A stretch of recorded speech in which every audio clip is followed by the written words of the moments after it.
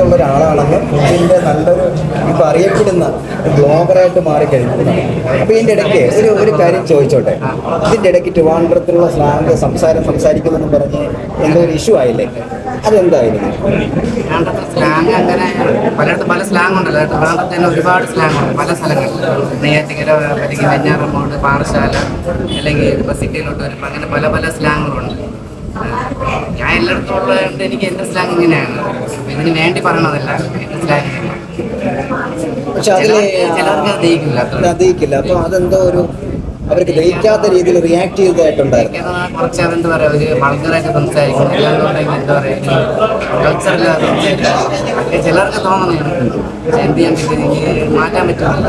ചില ആൾക്കാർ വിചാരിക്കുന്നത് ഇപ്പം വീഡിയോ ചെയ്യാൻ വേണ്ടി അങ്ങനെ സംസാരിക്കുന്നതാണ് ചിന്തിക്കുന്നത്. നോർമൽ സംസാരിക്കില്ല അങ്ങനെ പിന്നെ മുതുക്കെന്നൊക്കെ പറഞ്ഞു കഴിഞ്ഞാൽ ആൾക്കാർ ചിലപ്പോൾ പക്ഷെ ഇഷ്ടപ്പെടുന്ന ഒരുപാടുണ്ട് കേട്ടോ. എനിക്ക് ഏതെങ്കിലും വീഡിയോയിൽ മുതുക്ക് പറഞ്ഞില്ല എന്നുണ്ടെങ്കിൽ ചേട്ടാ മുതുക്ക് എവിടെയും ചോദിച്ചുകൊണ്ടായിരിക്കും. അതുകൊണ്ട് എപ്പോഴും പറയും.